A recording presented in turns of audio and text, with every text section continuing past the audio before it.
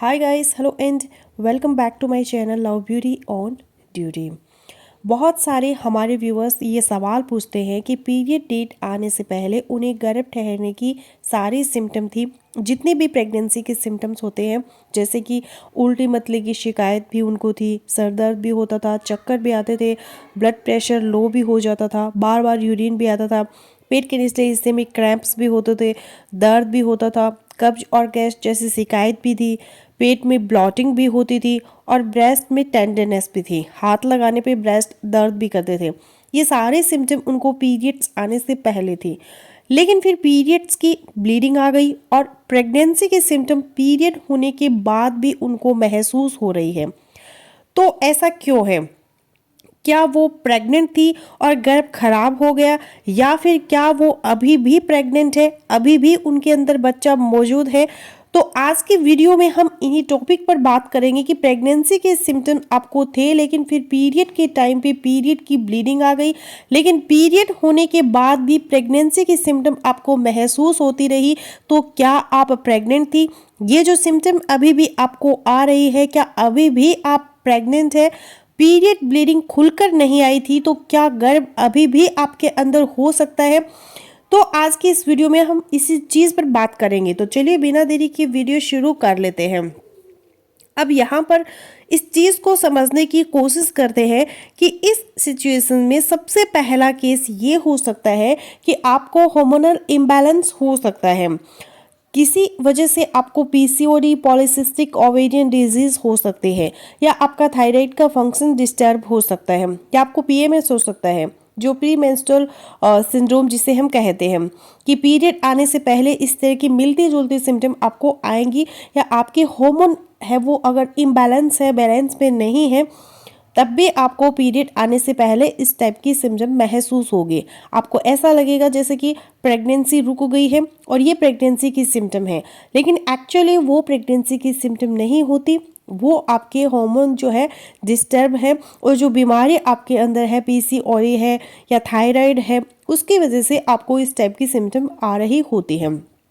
अब आपको नोटिस ये करना है कि हर बार जब आपको पीरियड आते हैं, तो हर बार पीरियड आने से पहले इस टाइप के सिम्टम होती है और फिर पीरियड आ जाते हैं। अगर हर बार ही ऐसा होता है तो इसका मतलब है कि आपको अपने थायराइड के टेस्ट करवाने की ज़रूरत है, पीसीओडी को चेक करवाने की ज़रूरत है, आपके हार्मोन को चेक करवाने की ज़रूरत है।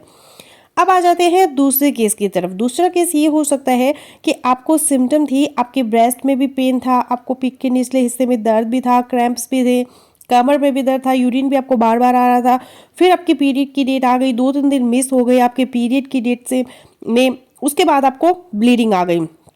कुछ महिलाओं को ब्लीडिंग पेट दर्द के साथ होती है और कुछ को बिना दर्द के हो सकते हैं। तो आपको ये देखना है कि प्रेगनेंसी की आपको सिम्टम थी पीरियड आने से पहले, और उसके बाद आपके पीरियड मिस हुए, 2-3 दिन ऊपर हुए और फिर आपको ब्लीडिंग हो गई।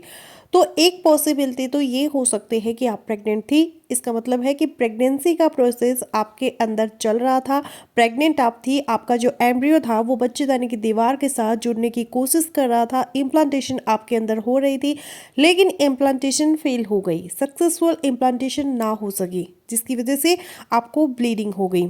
ऐसा होता है, कभी कभार अर्ली मिसकैरेजेस हो जाते हैं प्रेगनेंसी के अंदर, आपको पता भी नहीं चलता। प्रेगनेंसी भी हो जाती है और ब्लीडिंग पीरियड की ब्लीडिंग की तरह ही होती है और बच्चा खराब हो जाता है। लेकिन इसमें आपको इस चीज़ पर ध्यान देना है कि क्या आपको पीरियड आने से पहले प्रेगनेंसी की सिम्टम थी और उसके बाद 2-3 दिन पीरियड आपके मिस हुए और उसके बाद ब्लीडिंग हो गई, तो इसका मतलब कि आप प्रेग्नेंट थी। अब दूसरी जो चीज़ आपको देखनी है कि अगर आप प्रेग्नेंट थी, आपको गर्भ था, सिम्टम भी थी, फिर आपको ब्लीडिंग हुई तो है, आपको ब्लीडिंग नॉर्मल पीरियड की ब्लीडिंग की अपेक्षा थोड़ी ज़्यादा होगी, और पीरियड्स ब्लीडिंग के अंदर आपको बहुत ब्लड क्लॉट्स भी हो सकते हैं। अब आ जाता है केस नंबर 3 की तरफ कि आपको प्रेगनेंसी की सिम्टम भी थी, उसके बाद आपकी डेट मिस हुई, 2-3 दिन ऊपर चले गए, फिर आपको पीरियड आ गई, ब्लीडिंग हो गई, लेकिन ब्लीडिंग होने के बाद भी आपको प्रेगनेंसी सिम्टम अभी भी महसूस हो रहे हैं, प्रेगनेंसी सिम्टम्स अभी भी आ रहे हैं। तो आप बहुत परेशान हैं कि ऐसा क्यों है।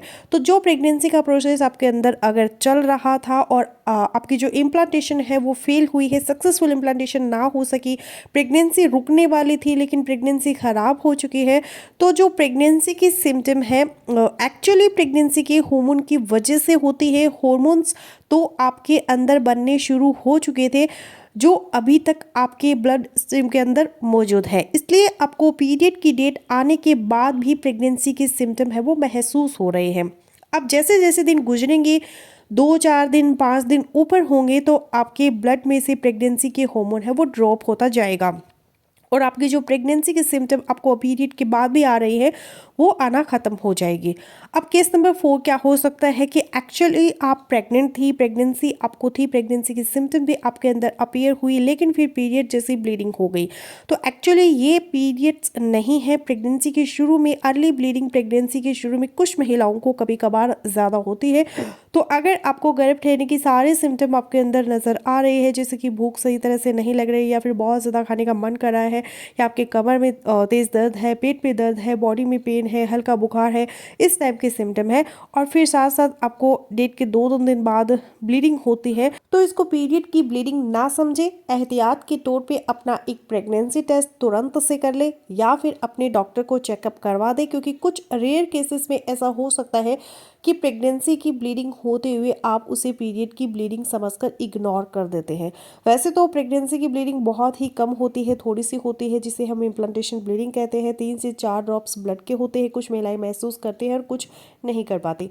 लेकिन कुछ केसेस में ऐसा होता है जिनमें ब्लीडिंग ज़्यादा हो सकती है। लो लाइन प्लेसेंटा हो सकता है, प्लेसेंटा अगर बहुत नीचे जाकर अटैच हुआ है तब भी आपको अर्ली प्रेगनेंसी में ब्लीडिंग ज़्यादा हो सकती है।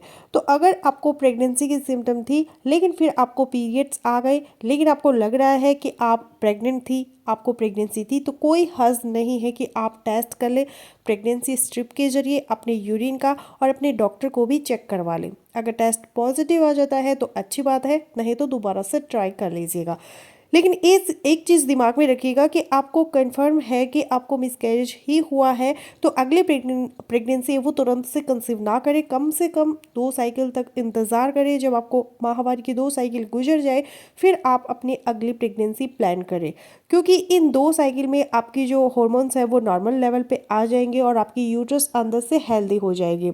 और दूसरा इम्पॉर्टेंट टिप ये है कि जब भी आप नेक्स्ट टाइम प्रेगनेंसी प्लान करें तो प्रेगनेंसी प्लान करने से पहले ही एटलीस्ट 2 महीने पहले ही आप फोलिक एसिड लेना शुरू कर दें। फोलिक एसिड बहुत ज़रूरी होता है, अर्ली मिसकैरेज को प्रिवेंट करता है और आपके बच्चे के अंदर जो होने वाले बर्थ डिफेक्ट होते हैं उनको भी प्रिवेंट करता है। तो फोलिक एसिड आपको कितना लेना है? 400 माइक्रोग्राम की एक टैबलेट डेली बेसिस पे आप प्रेगनेंसी प्लान करने से 2 महीने पहले लेना शुरू कर दें, और प्रेगनेंसी के शुरुआती 3 महीने में भी आप इसको कंटिन्यू रखें। तो फ्रेंड्स, बस यही था आज का वीडियो। आई होपफुल मेरा आज का वीडियो आप लोगों के लिए यूजफुल रहेगा। सो मिलते हैं नेक्स्ट वीडियो में, तब तक के लिए बाय बाय।